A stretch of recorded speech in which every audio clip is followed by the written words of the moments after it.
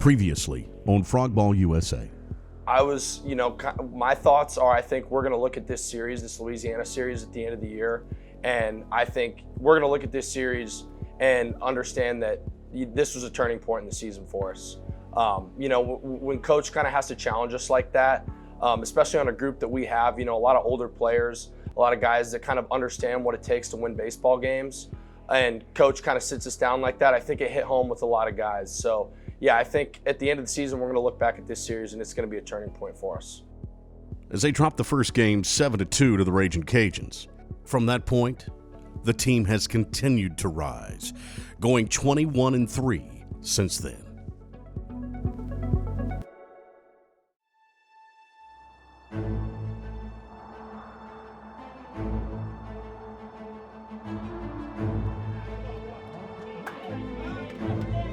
From day one, I've told everybody that you're going to get coached like crazy. Our job's, our goal is to get back to the World Series, and our players need it, our fans need it, and I have no idea what kind of season we're going to have. I just know I like our team. The number one core value of our program is to be selfless, and it's really going to get tested this year. There's no doubt about it.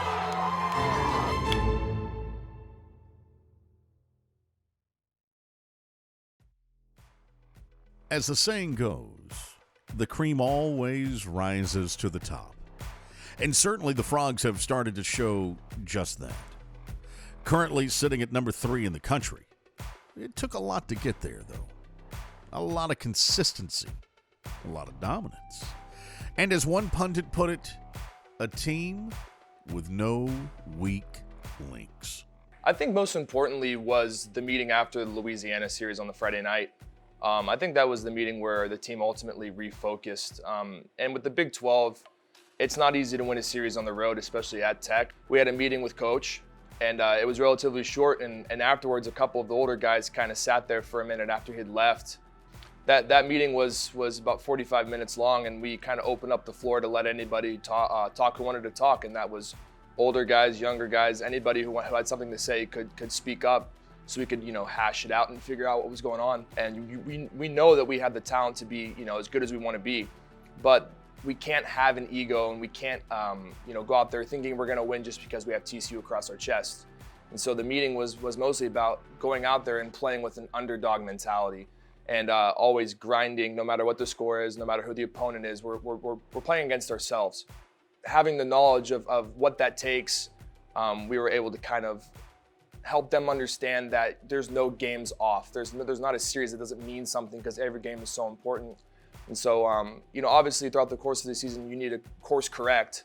And after Tech, that was kind of a correction as well. But ultimately, the mentality of we have to always go out there and play to the best of our abilities, no matter who we're playing, was the mentality that we took from that weekend in Louisiana. And that's what really turned course and helped us to, start winning a lot of baseball games consistently.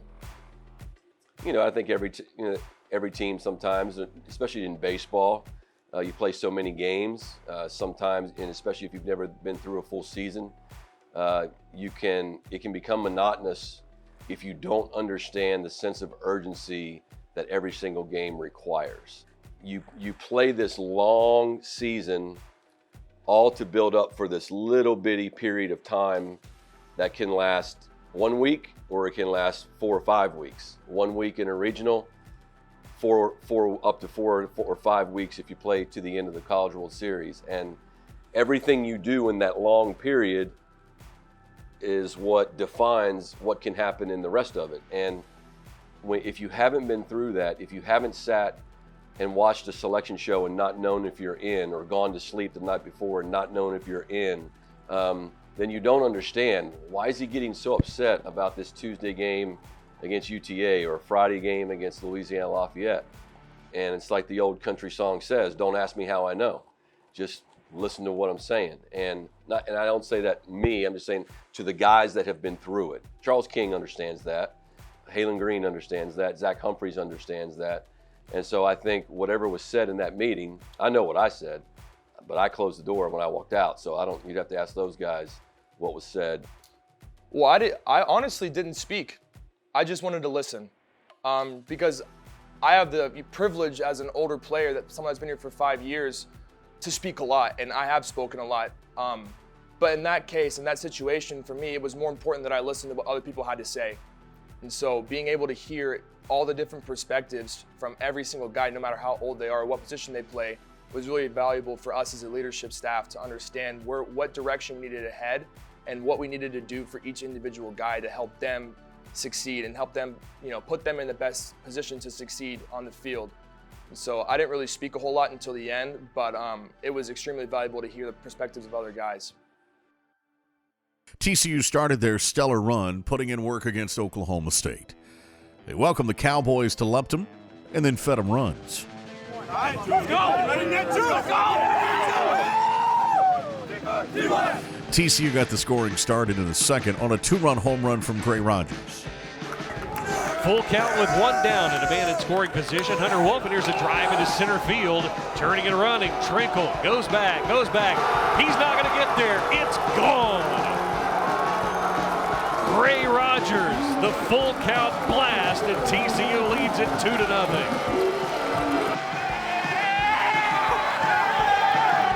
But Oklahoma State battled to tie the game in the third.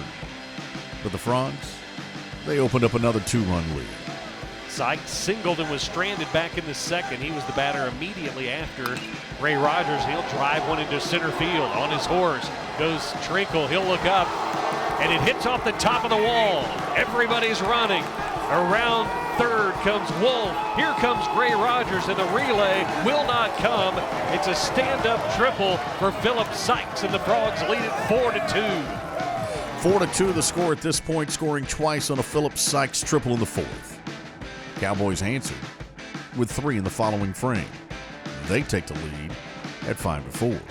Back-to-back home runs from Sykes and Tommy Sacco gave TCU its largest lead of the night at 9-6. The Frogs would need all 9 as Oklahoma State made it a 9-8 ball game with a 2-out, 2-run double in the 8th.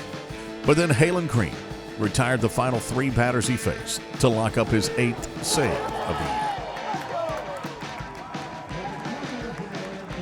The team continued to push forward methodically, grinding out wins.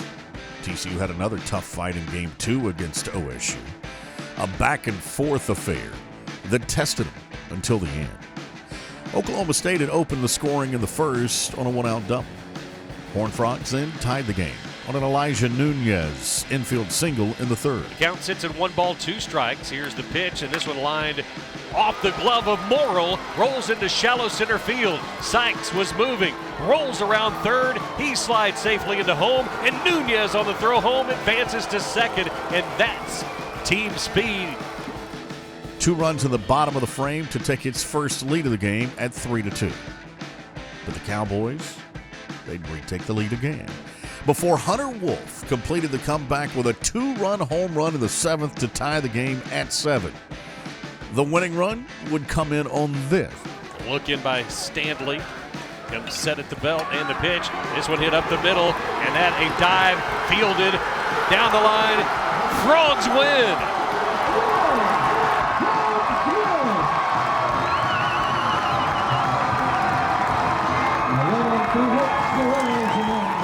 The finale of this series would center around the sweep. The Frogs and Cowboys would trade body blows again. It was 4-3 in the fourth. Oklahoma State hit a pair of 2-run home runs in that fourth to open up a 4-1 lead, but as was the case the entire weekend, the Frogs responded in the bottom of the frame to tie it. The Cowboys regained the lead in the fifth. It would all be decided in the end. Philip Sykes opened that 8th inning with a base hit, and the next 7 batters reached. Braden Taylor followed with a grand slam to put the Frogs on top. The 2-0 pitch, and this one is hammered. Say goodnight. Gone. Grand slam, Braden Taylor. Welcome to Frogball, USA. Braden Taylor. TCU moved to a tie with Texas atop the Big 12 standings. 10-2 at this point in the league, improving to 14-2 at home on the season. The runs and the wins didn't stop there, though. They're far from being all done. A lot of the success falling to the seniors and their experience, proving to be instrumental in this turnaround?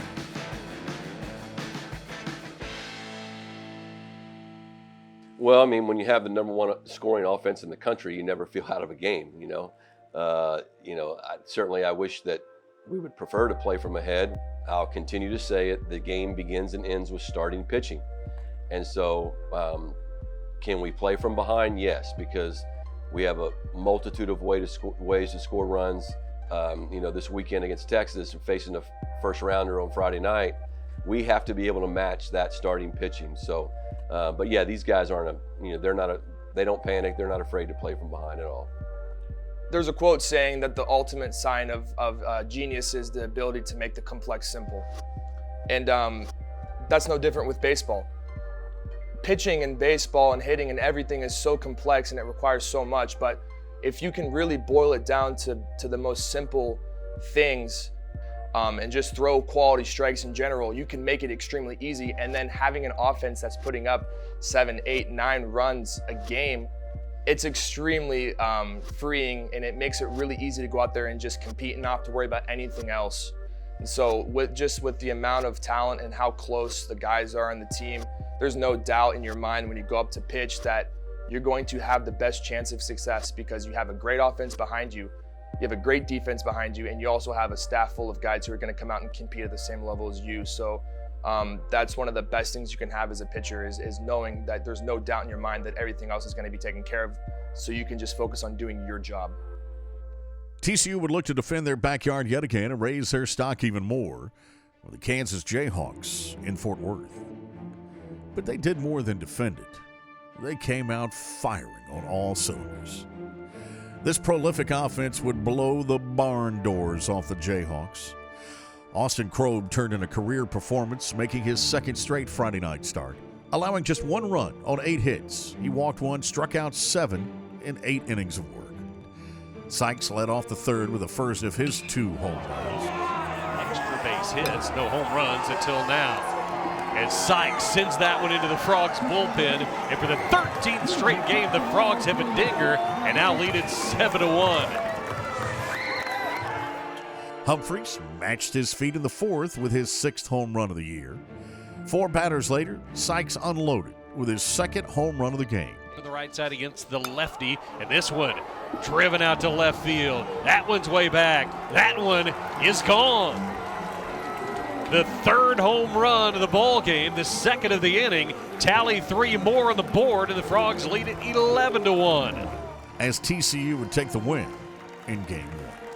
TCU scored a run in all but 1 frame in Game 2. Hunter Wolf gave TCU a 1-0 lead in the 2nd. Philip Sykes would pound his 3rd home run of the series in the lone tally in the 4th. 7 hits so far. In the air, deep center field, going back is raised at the wall. He looks up and it is gone. Kansas pulled within 2, 5-3 in the 5th. But TCU got a run back in the bottom of the inning. And then doubles from Wolf and Sykes in the 7th. Drove in 2 more. And scored in the 2nd inning, and this one is ripped down the left field line, and that one is off the wall. It hits the 2014 College World Series logo, and he'll motor around first and on to second with a stand-up double, and that will sit. Johnny Ray would pitch a season-high 8 innings in the Game 2 win. The Frogs would lose a close one on Sunday, 2-1, but with the series already in hand, they'd look to move on. Off to Morgantown, West Virginia for the next series. The Mountaineers are a tough out for anyone in Appalachia, but TCU, they were looking to return to their winning ways. Tommy Sacco lined a 2-run single up the middle for a 3-1 advantage. WVU got a run back in the bottom of the inning, but it was all TCU from there. And the Frogs would take Game 1 in Morgantown. TCU scratched and clawed its way to a 5-3 victory over West Virginia on Saturday afternoon in Morgantown in Game 2. And then finally on Sunday, the Frogs did just that. Philip Sykes tripled to lead off the inning, scored on an errant pickoff throw. The series sweep was again in hand as the Horned Frogs improved to 33-10 on the season, 15-3 in Big 12 play. Next up, it's nationally ranked Texas at Lupton Stadium for the conference title on national television. The stage is set, and the Horned Frogs are ready for the Longhorns.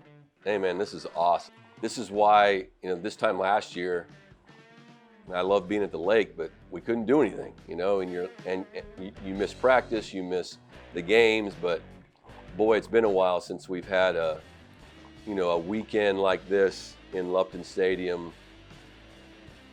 Yeah, I mean, and not only that, but it's gonna be the determining factor between who's gonna probably take home the Big 12 title for the regular season too. I'm just excited to be able to go out there and play in front of our fans for our last home series, and hopefully it won't be the last time. Hopefully we're going to be back and forth when regionals and super regionals come, and we can continue to play deep and hopefully take a trip to Omaha. National television for 2 of the 3 games, and all the eyes are on you. And I know we're gonna have as big a crowd as the COVID stuff will allow us, and being able to look in and watch the ballpark. So, the results are going to be the results, but man, it feels good to have truly meaningful baseball back in Lupton Stadium again.